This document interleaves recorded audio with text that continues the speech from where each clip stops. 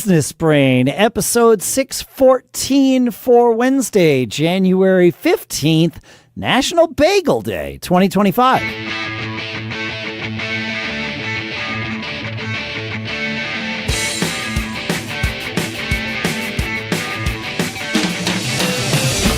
Greetings, folks, and welcome to Business Brain, the show where we take some ideas, your ideas, our ideas, we crunch them, we use them, we dissect them. They are there to help us analyze and tune our business brains each and every time we get together.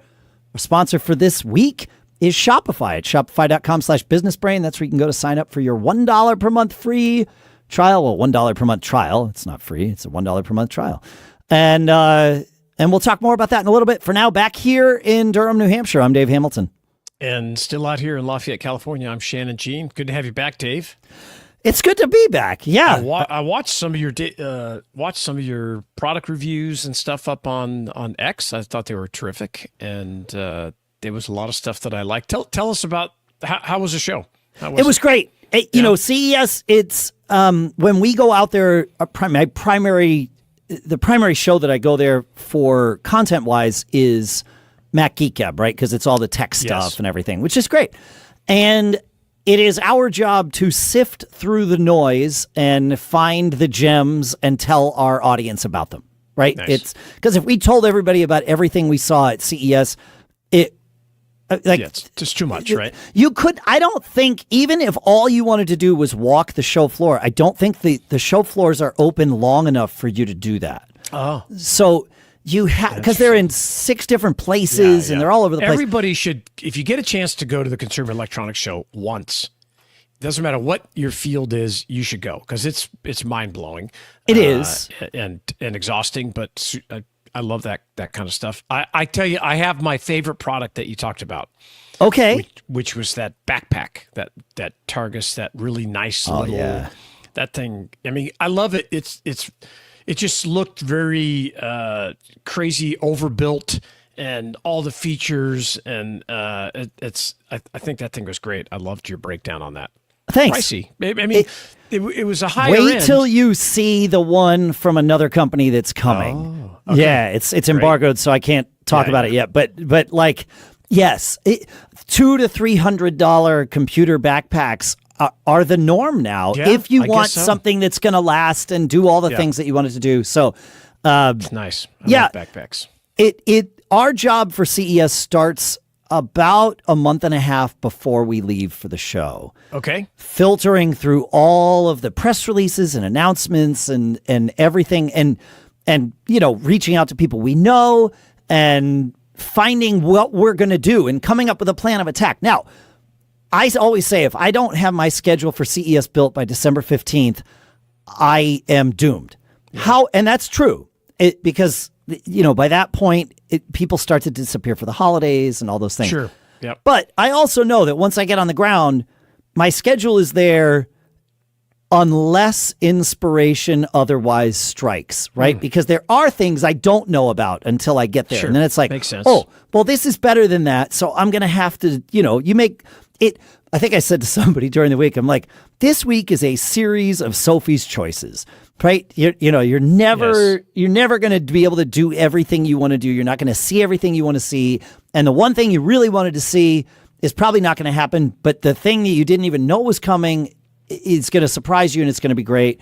And I guess in part because I've done it so many times and keep refining our technique. And when I say refining our technique, I mean making mistakes and then trying not to make the same mistakes again the next year, right? Yeah. I mean, you know, exactly. It was really smooth this time. Like there were no points where I felt like I had overbooked or underbooked myself.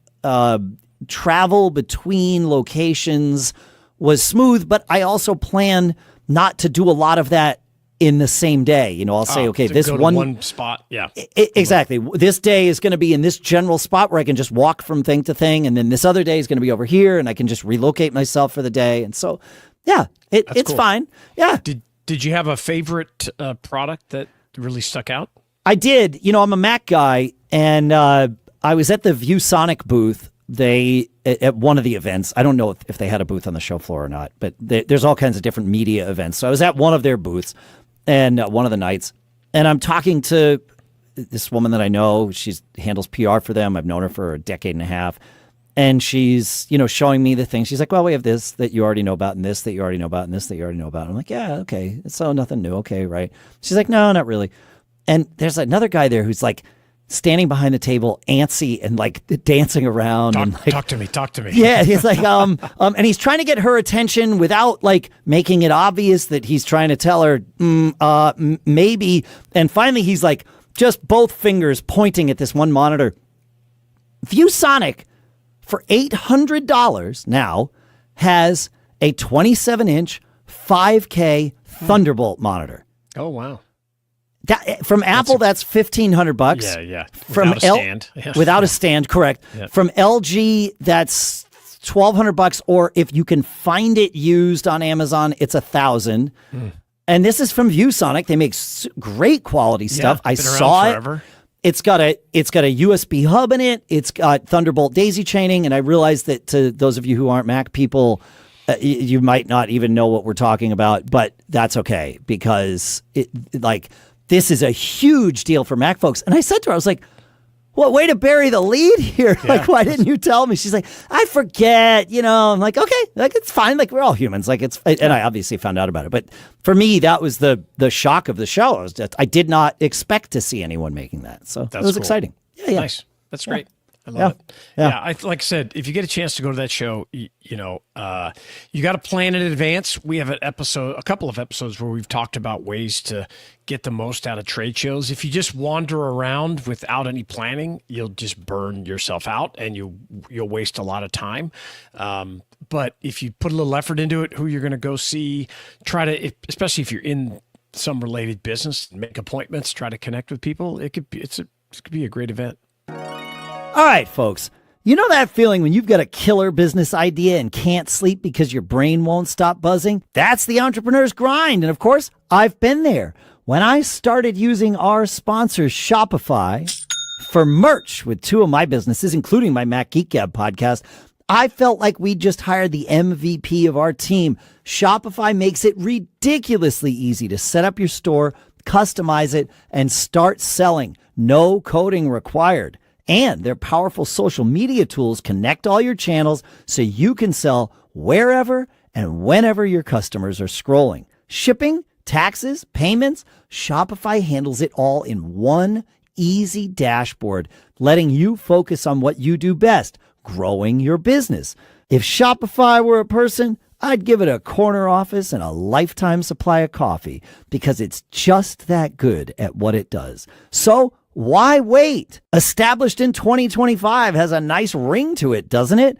Sign up for your $1 per month trial period at shopify.com/businessbrain, all lowercase.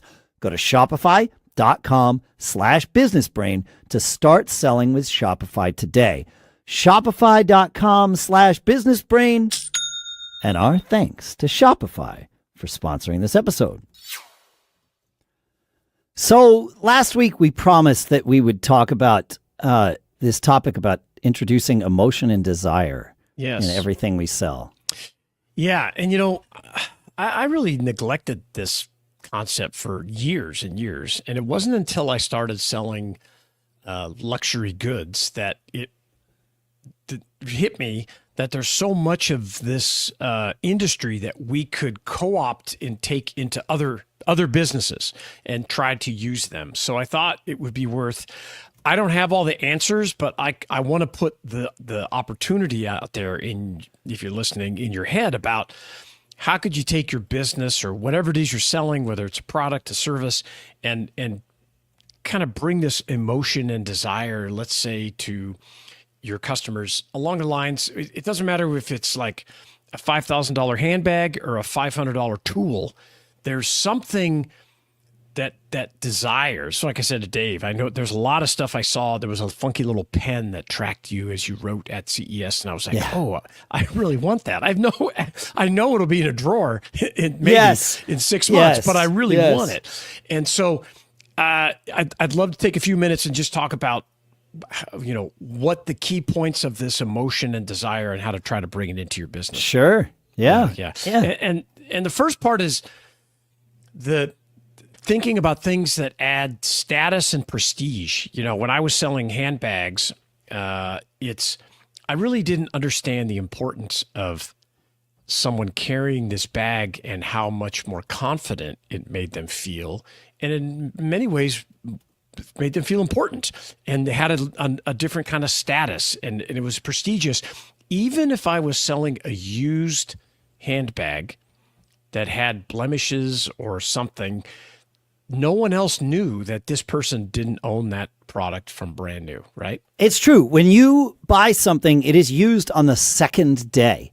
Yes. So it like the status and prestige that goes along with something, even if you're like you were reselling these things on the used market, it still carries that, and that I can see that applying to other businesses, especially if you as the business owner or the marketing person at your business can find a way to apply to imply status and prestige with your brand so that people automatically have that association, and therefore people who use your brand are affiliated with your status and prestige, right? That's exactly right.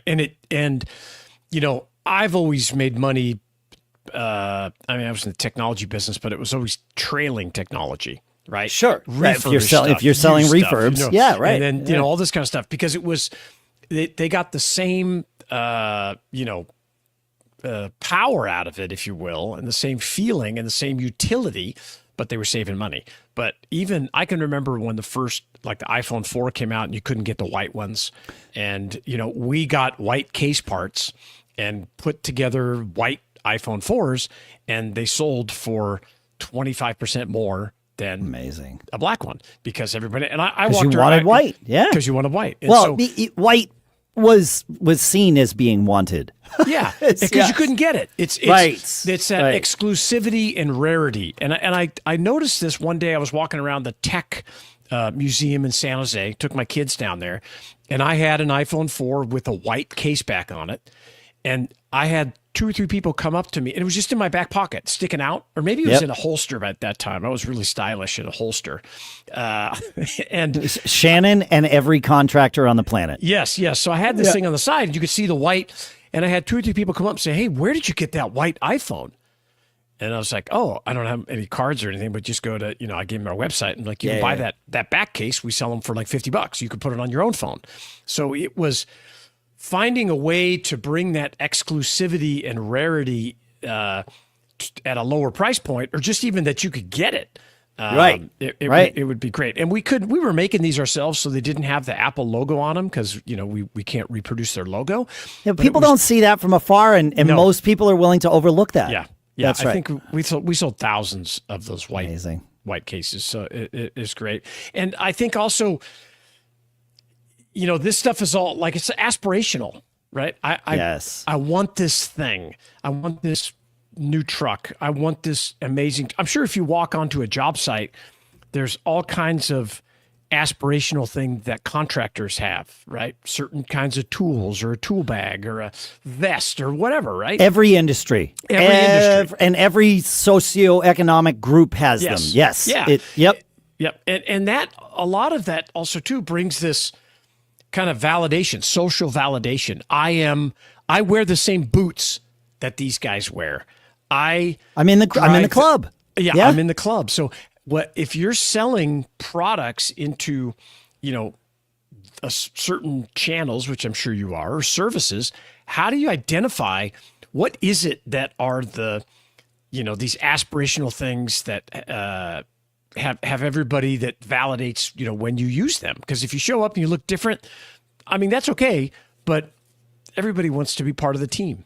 And figure that stuff out. So another one was when I started selling stuff, I had no idea that exclusivity would, over time, being in the tech space, everything lost value every day. right? Price is constantly going down, Oh, going down. then you started selling watches.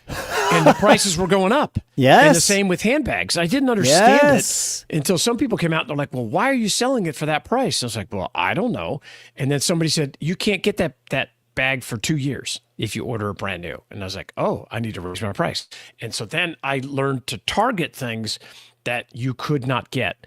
And so, I always ask business owners, well, what do you sell that's hard to get? What is it that you can hold back? It's kind of like Costco does it too. They sell rare items, even though their whole business is a warehouse full of the same commodity items that we buy by the truckload, by the pallet size. There's always something like, oh, we happen to have these autographed basketballs from the LA Laker Dream Team. And you're like, wait, where? I don't get it. Or they had they sell guitars signed by every member of the Rolling Stones, Sure. for like $9,000.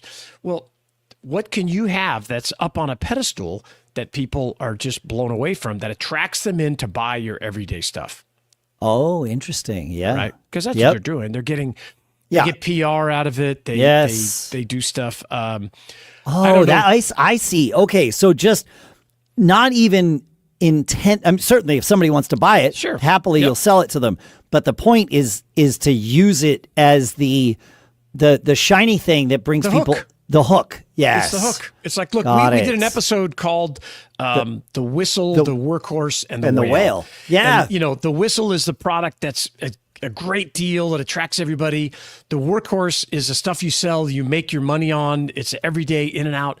And the Whale is like, oh, man, Costco sells this, $50,000 diamond ring, or Costco sells gold bars. What the heck? Right. Yeah. Right. So those things, and we'll put that. Yeah. I'll put a link in the show notes for sure. The show notes up at businessbrain.show, and you go listen to that. I think that episode is really, I love doing that. So the concept is to think about, how can you stand out? How can you, attract people? How do you take advantage of things that are rare and exclusive? Yeah. And maybe sell things that add prestige. And you can go over the top. Maybe it's some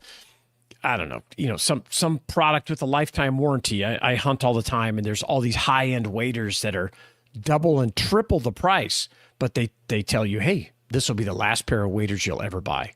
Right. We'll take care of it. So think about that. How can you adapt that? Doesn't matter if you're a product reseller, landscape contractor, HVAC guy, and come tell us how you think you could adapt these practices to your, let's call it, they're boring businesses. I own them too. So I'm not saying they're in a bad way. It's just everyday businesses, right? The best kind of businesses are boring. Yeah. There's nothing exciting happening. You're not having to put out fires too often, and you're making money. So tell us how you do use these tactics. Feedback at businessbrain.show. We'd love to hear from you. It would be great. Like he said, feedback at businessbrain.show, folks. Make sure to stay subscribed. If you are subscribed, if you're not subscribed, subscribe to the show and come review us. businessbrain.show/review. And we'll see you on Friday. See ya.